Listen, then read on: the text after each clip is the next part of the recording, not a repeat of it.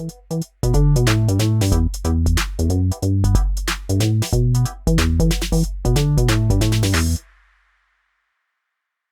Thrivers, to this week's episode of Women Thriving in Business podcast. My guest today is Sara Roach-Lewis, who is the author of She Rules and who is a feminist business advisor and strategist. Welcome, Sara. Well, thank you, Nikki. I'm thrilled to be here. I'm excited to have you here. So let's get right into it. So Sara, tell us about your business and then also what got you started on your entrepreneurial journey. Sure. So my business, as you said, I'm a feminist business strategist, and I help mostly women service-based business owners who want to grow their business, but don't want to have to work 24/7. And so I help women to create the business that they want, that they can grow, and also have the life that they want as well.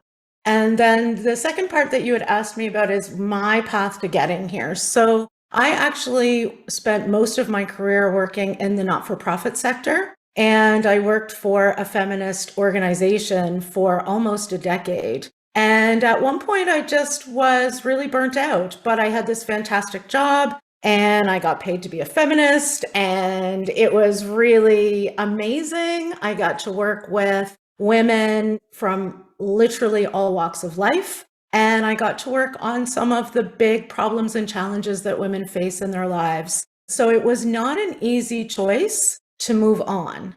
But what I really looked at in the end was realizing that gender equality can solve all of the world's problems. That is what I believe. And when I realized that, what I also realized is that there are about 1 million entry points into that. And so I could choose to do something else. And so I chose to start my own business and helping women to grow their businesses. Because one of the things, I do love research.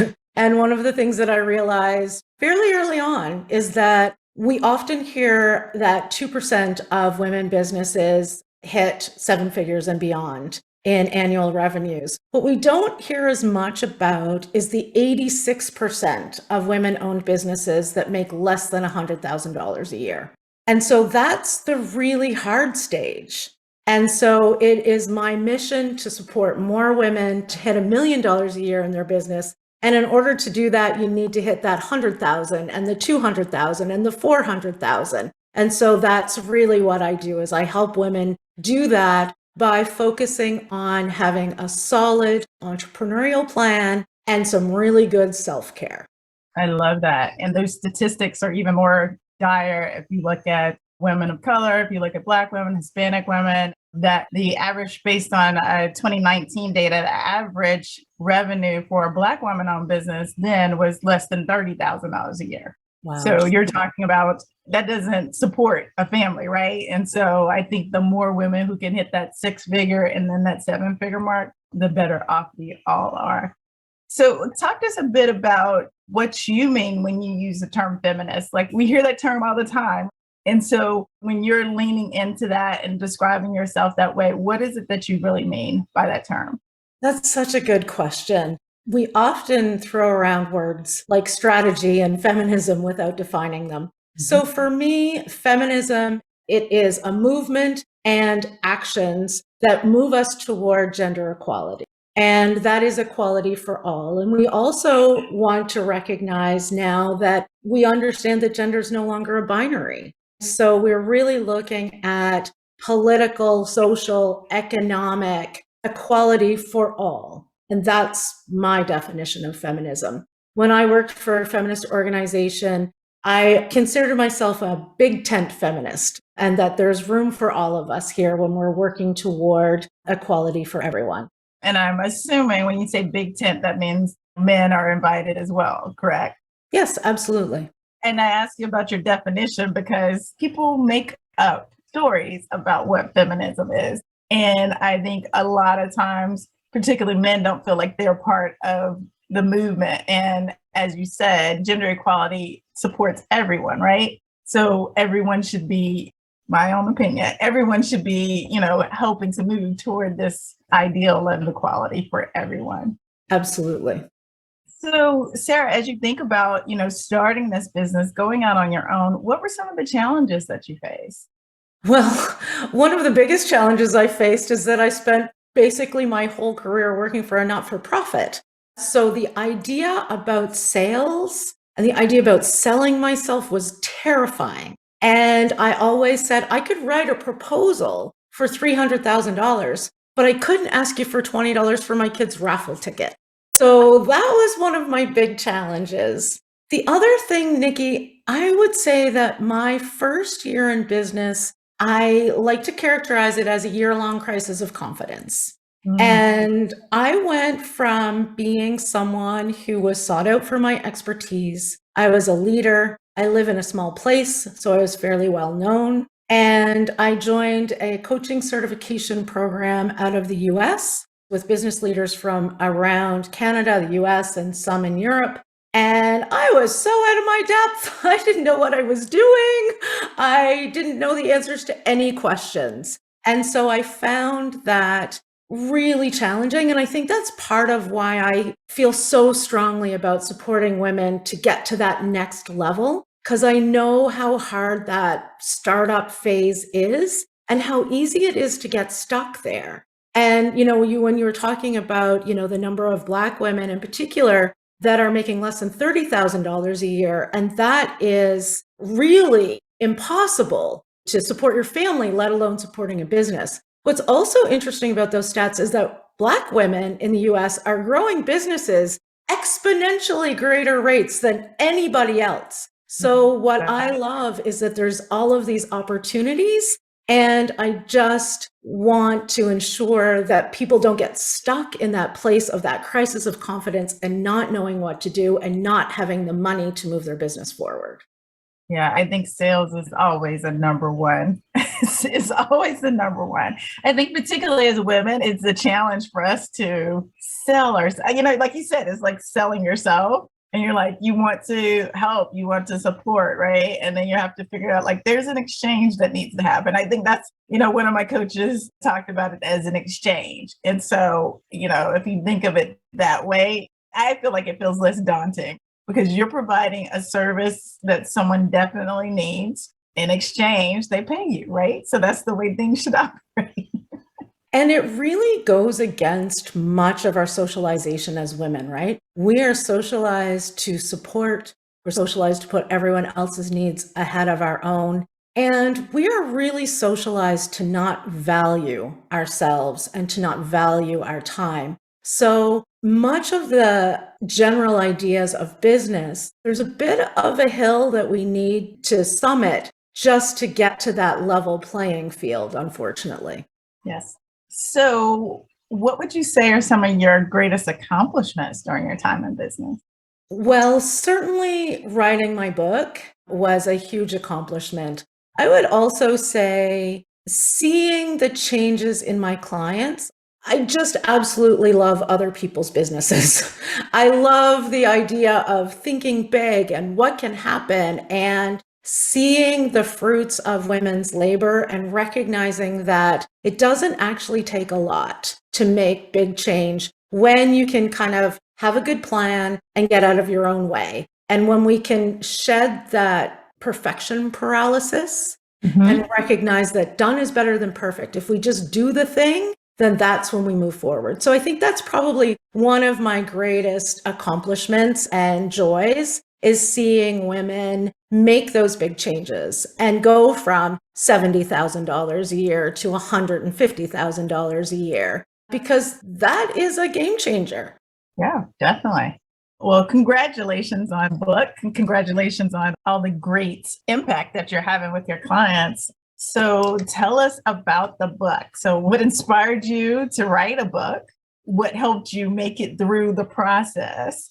And then if you can share some of the tips that are in the book. Sure. So the book is called She Rules, What You Didn't Know Is Holding You Back in Business. And I decided that I would write the book in September of 2020. And I started writing it in January of 21 and launched and published it in November. So the motivation for the book was twofold. And one was my clients, my colleagues, my friends in business, that I have a lot of deep and meaningful conversations with people. And one of the things that the common theme that continually comes up is this idea of I don't necessarily feel confident and I don't necessarily feel comfortable in my business, even though I'm the one who created it. So I started really thinking about that. It's like, what is that all about? And what I came to understand is from a strategy perspective, while women have been in business since the beginning of time, let's face it, business is a game of men. Business created by men for men is based on military strategy. So the Bible of business strategy is The Art of War, which is a book about military strategy. And it is supported by a woman at home doing everything else.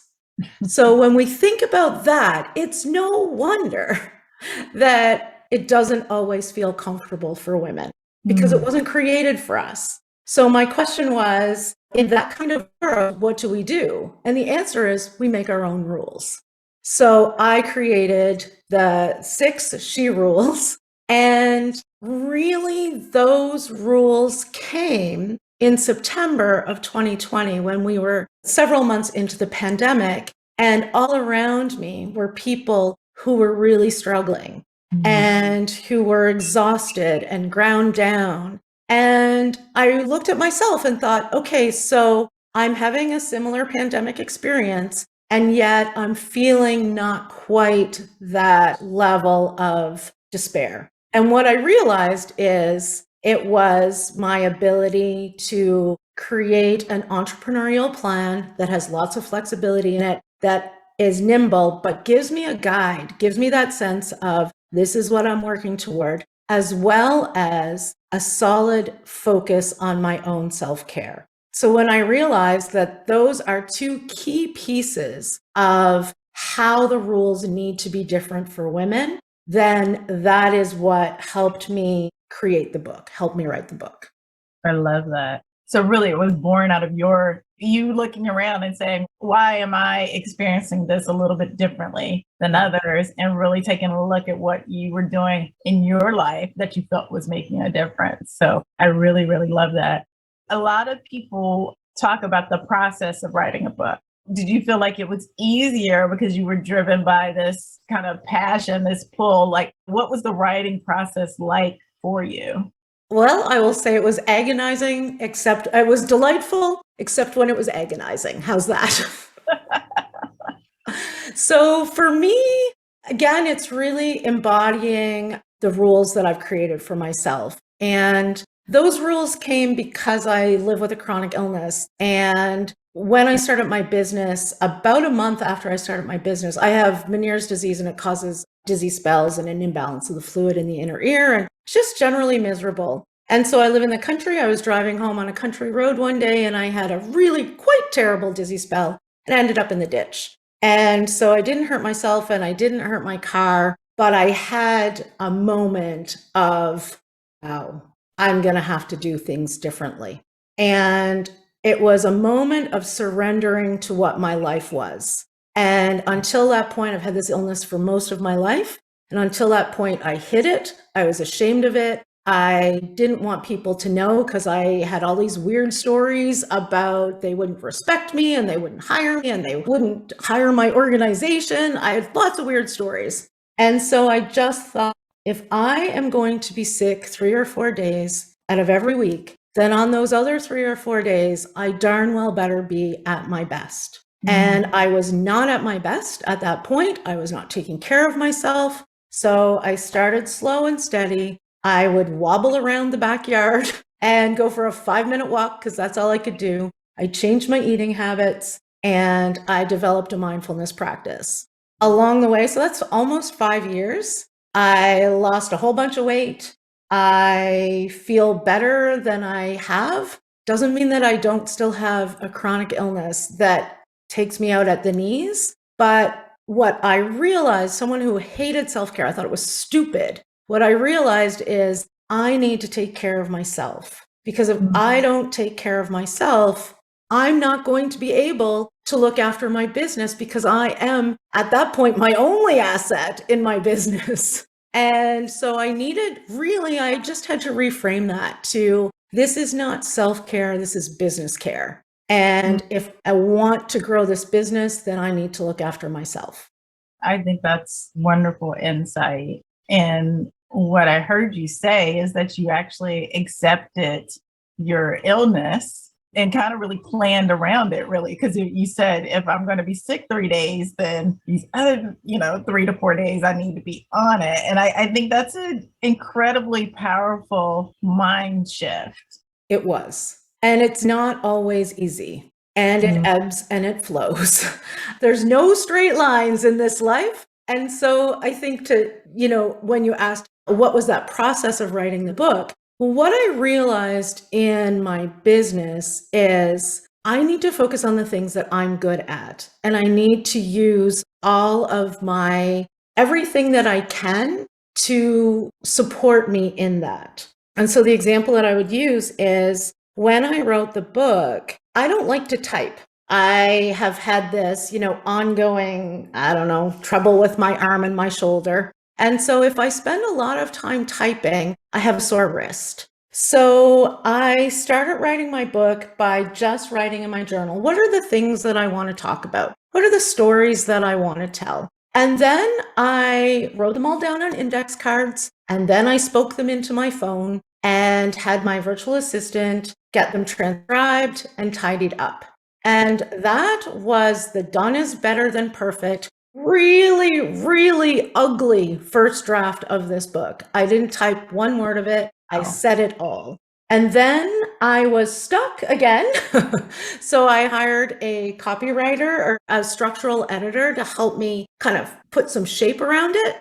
And so we did that. And then I was able to power through, do a whole bunch more work on it. And then I sent it to a copy editor who gave me more feedback. So I really believe in an iterative process. And that's the way that I plan. That's the way that I do anything in my business and in my life. And it's also a matter of knowing what you're good at and outsourcing everything else, getting those folks who can help you rather than staying stuck. If I had been left to my own devices to write that book, it still wouldn't be written. I still would have been stuck with this ugly first draft. But I knew enough about myself to know when I needed help and what I needed in order to get to that next step.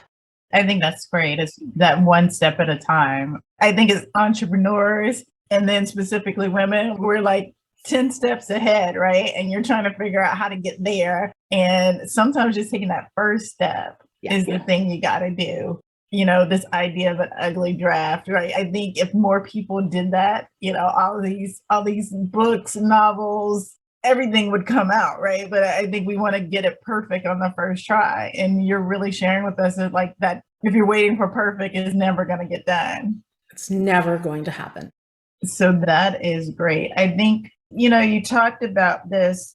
Sometimes it is ugly. I think in this productivity driven culture, right? If you're not working 5 days, 6 days, 7 days a week, people are like, what are you doing? So I just want to reiterate this mind shift of just saying, like, you know what? I have 3 to 4 good productive days, and I'm going to use those 3 to 4 productive days and not feeling guilty or less than or whatever, whatever you may have been feeling about living with your illness. To me, that's just powerful. It's like, that's mind blowing. We need to lean into that a little bit more, because it's like, if you're not 100% on, then what are you even doing? 150% on, then what are you even doing? Are you really an entrepreneur? Do you really own a business? Like, I feel like that's kind of the messages that we get a lot of times.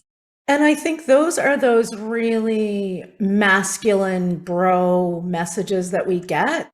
And in that first year, I was reading a book. I read quite a lot of books in my first, well, I still do, but in that first year. And there's so much of that hustle culture, and you just have to do all the things. You have to do it hard, and you have to do it fast, and and that doesn't work for women. It just doesn't work, because we also are the people who do 5 extra more hours of housework in our house than anyone else. We are entirely, we take on most of the household chores, the childcare, the elder care, the volunteer work. It just goes on and on and on. And to ignore that in a plan for your business, to ignore that, it's just not fair. And it sets people up to fail, because often what we look at is, when I talk to women about their plans, because that's what I do, is, we look at, okay, what's your vision for this year? Where do you want to get to? Now let's haul that back to 90 days. And what are you going to do in these next 90 days that's going to help you get to that plan? And often what I used to see is folks who would have all these ideas. Okay, we're going to do this and this and this and this. And 90 days later, they would be beating themselves up because they didn't do those things. And yet, when we started looking at the data, when we started looking at their life, they literally did not have enough time in their day, their week, their year in order to get those things done. So now a key and critical component to the 90-day planning that I do is, we have a look. Here are all the things that you want to do. How much time are you spending away from your business in these next 90 days? Does your mom need hip surgery and you're going to be away for a couple of days? Is it March break and your kids are going to be around? Are there Christmas holidays? Whatever those things are, what do you know? The time that you know you're going to be away from your business. What is the time that you know you're going to be working on your business? So what is the client work you're doing? How are you supporting your team? What is the day-to-day admin? What are the days that are left from that? That is the time that you have for business building. And if you've only got 3 days in that quarter, then maybe you're not going to do a website rebuild. I love this idea, because as you were speaking and talking about not only the domestic support and the domestic activities, but then like the volunteer work and all these things. And I think we don't count those. And so you're really making me think about this. When you add all those things in, you don't have 40 or 50 hours to devote to your business, because there's time that's already allocated to these other parts of your life. And so we're like trying to break the time space continuum and wondering why we're failing. And it's not failing. It's like, there's literally a not like you're. And so there's the thing, right? Then you get, right? Yeah. Well, and then you get to decide, Hey. I want to really focus on growing this business. So therefore, I'm not making cupcakes for my kids' class. I just can't do it. And I'm not going to do it. And I am not going to feel guilty about that, because what is important is getting myself over $30,000 a year in revenue, so that, or whatever. So I think that's it, is we have to break this idea that we need to be all things to all people. We get to decide, actually, you know what? I want to make the cupcakes. I want to go on the school trip. So therefore, I'm taking that time away from my business, and I'm doing that intentionally and purposefully. So it's whatever you want. But I think the important piece about that is, what do you want? What is the vision that you have for your life? What are the values that you hold dear? And then we build from there, not what society and the patriarchy tells us is our role in our business or in our world. Right. And I'm literally having this image of, women are like, I think we're using time like it's a rubber band, right? So there's all these things, and we keep stuffing it in, and like this rubber band is going to stretch. But time is a box. Like, there's a finite amount. We all have the same number of hours in a week, right? And so I think literally what's coming to mind is like, I've been trying to stuff all the things into this box that does not expand. But really, I need to start with the box and figure out like what physically fits. Absolutely. What can fit in the amount of time that I have. Like, thank you. You're having me do a mind shift right now of just the way you manage time, because I've been trying to stuff things in. I've been trying to pack it all in there. And what happens when you try and pack all those things in? As women, we make all that happen at the expense of ourselves. Right. And so we're the ones who are getting up at 4 a.m. to get the things done before the day starts, or we're going to bed at midnight, or we're doing both of those things. And so then we're not looking, and we are that greatest asset in our business. We're also pretty significant asset in our families as well. And it does not work in the long term. And I'll tell you a story. I loved your podcast about stories. We live in the country and my kids need to be driven to the bus stop. And their day starts really early. So before the pandemic, they needed to be at the bus stop. They needed to leave home at 6:45 in the morning. And so my husband and I would trade off on that. And one of the joys of the pandemic was when school was shut down, we didn't need to have the frantic race out the door in the morning.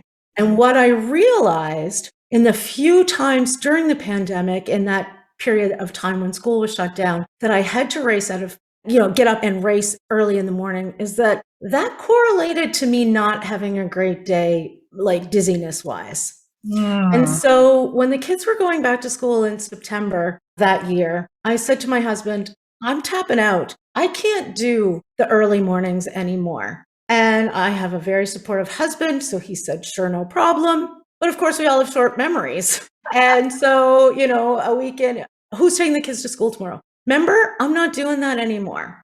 Right. Remember, I'm not doing that anymore. And so in that moment, I could have been the martyr and I could have sighed, swore under my breath and said, yeah, I'll do it, because I know, not everybody, like, I recognize it's a challenge on him too, to have to do that early morning every time.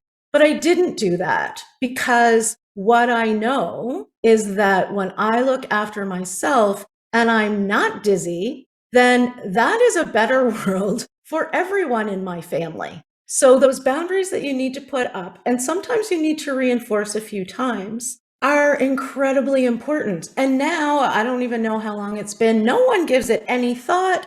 My husband is a commercial fisherman. So this time of year, he's gone at 3 a.m. Well, my father-in-law comes and gets the kids in the morning. He lives close. He loves to have something to do. It works so well for everyone. And I needed to be the one who created those boundaries. But when I look after myself, then that actually does allow me to get more done. So when you think about that box, my box didn't get any bigger, but by finding this one thing that I can outsource, it allows me to be more productive and happy and lovely to be around the rest of the time.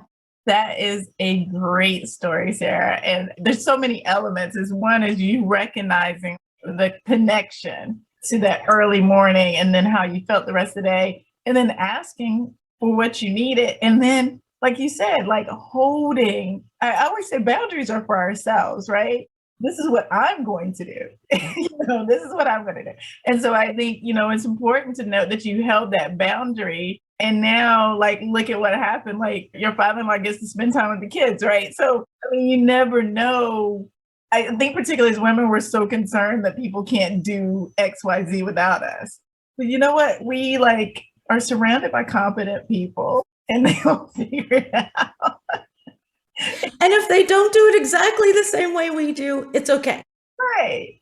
And, I think it's great that your husband was like, hey, Dad, I'm tagging you in because Sarah's not taking these kids to the bus stop. So can you come do this? So I think that's great. Brother-in-law was probably like, yes, I'd love to. Delighted. He loves it. Delighted.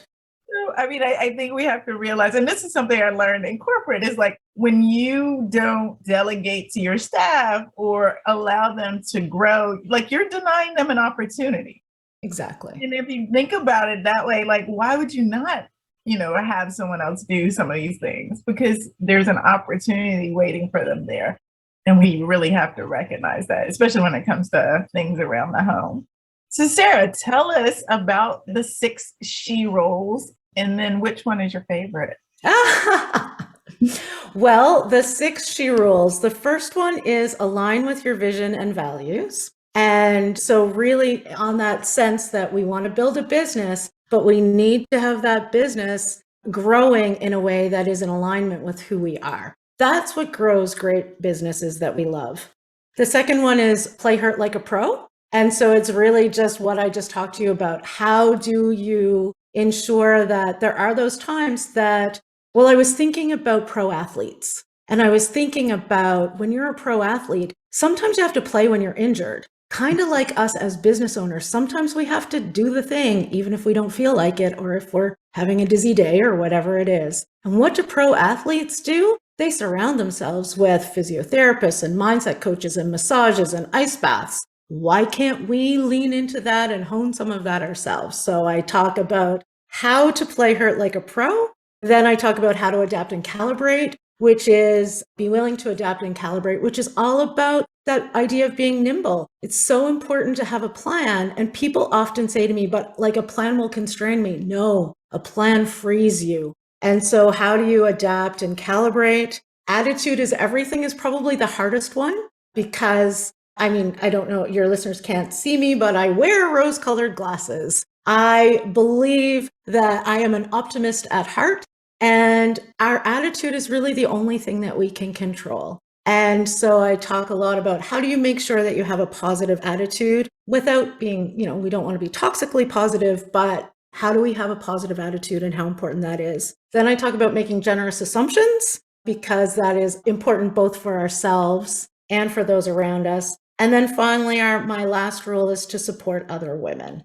These rules, my book, when I got it back, the author copy, I looked at it, I thought it's not very big. Like I thought I was going to have a lot more wisdom than that. But the way that I've written this is I have sort of the front part where I talk about why all of this is important. And then I have each of my rules. I talk about the rules, and then I give you tips, tricks, and strategies for how to implement that rule in your business. So there's something there for every stage of business for the folks who are just starting out, as well as, folks who've been in business for a long time.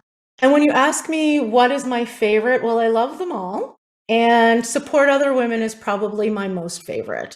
And I think, what's important to me is ensuring that people, it doesn't hurt.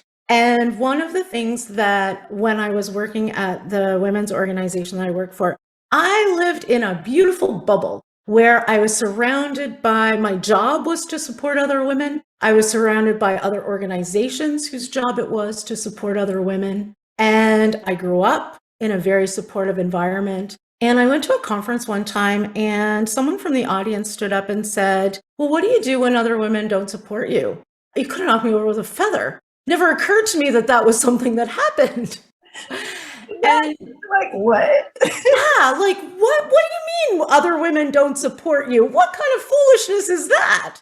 And so I realized that that is a thing. And, here locally, I created a breakfast series that brought women together just simply for the purpose of creating a space so that women could support each other. And I think it's one of those messages that we're told that actually keeps us playing small.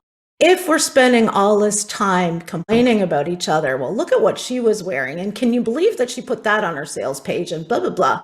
That is the patriarchy. And the patriarchy is sneaky and it makes us do its work for it. And so I like to smash that patriarchy and reject it every step of the way. And one of the ways we can do that is by supporting other women. It does not hurt. It is easy and amazing things happen. I want to see that 2% hanging out at 7 figures and beyond. That number needs to be way bigger. And we need to have millions. Like right now, it's a trail, it's like a tiny path in the woods. And so we need to cut that, have some, it needs to be a super highway with many entry points, that it is not just for, middle-aged white ladies who look like me. We want to make sure that everyone has the ability that they need to succeed.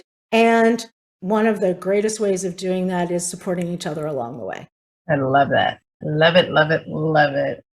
Also, your surprise at who doesn't do that. And, I think it's interesting that there is this imaginary competition that shows up that then becomes a real competition. And yeah, we don't need to compete against each other. Yeah, we really don't. The stronger we get, the bigger the pie gets. So. My husband, as I mentioned, is a commercial fisherman.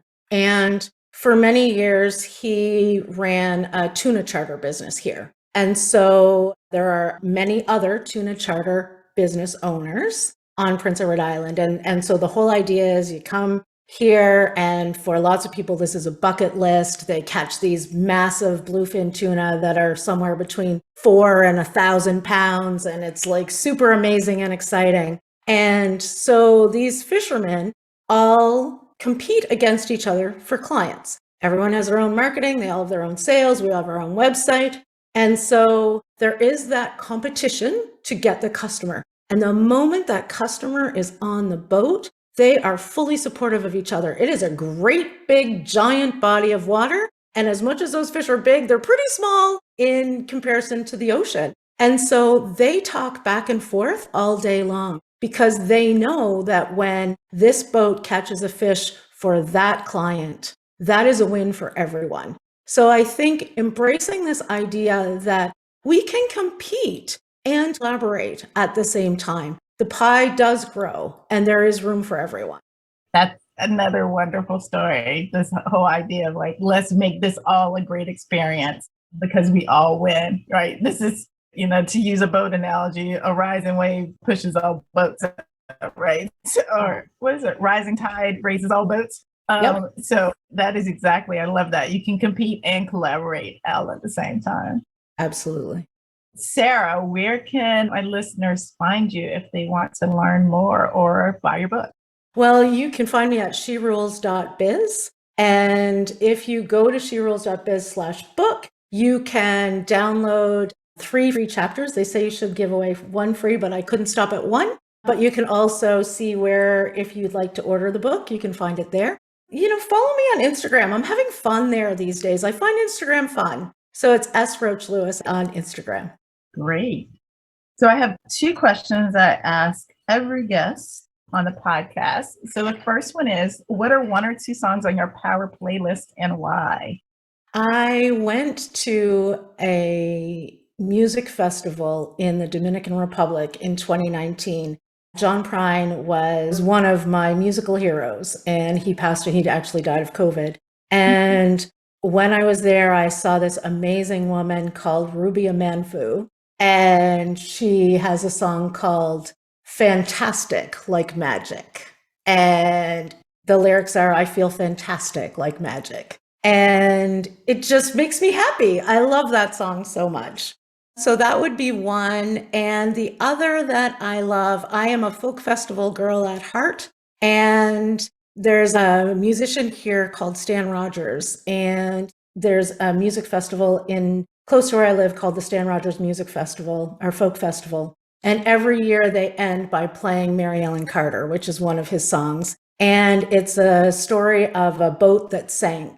And the corporate boat owner decided that it was going to cost too much to recover this boat. But the local fishermen were like, that is an amazing boat and it deserves another life. And so it is the story of them raising the Mary Ellen Carter. And the lyrics are, rise again, like the Mary Ellen Carter, rise again. And it makes me happy.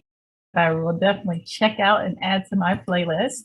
And then the last question is, other than your own book, what is 1 book you would recommend that has helped you thrive in business? Oh, so many. The Big Leap by Gay Hendricks, I think for many of us. And so Gay Hendricks really helps understand the different zones. So we often talk about the zone of genius. Well, it was Gay Hendricks who came up with that idea of the zone of genius. He also really talks about the upper limit problem. And I think a lot of women face that problem where when we're stepping out of our comfort zone, we get to that place where we imagine it gets hard. And so we sabotage ourselves. And so he talks a lot about how to overcome that upper limit problem. And I feel like that book has been extraordinarily helpful for me, and one that I've probably given away more than any other than my own book, and one that I recommend the most for sure. Well, great. I will add that to my reading list. Well, Sara, it has been a pleasure talking with you today. I had some breakthroughs, as you heard or saw, and I know my listeners will enjoy our conversation as well. Well, thank you. It has been a delight. I really enjoyed myself. All right. Well, thank you, Sara. Take care.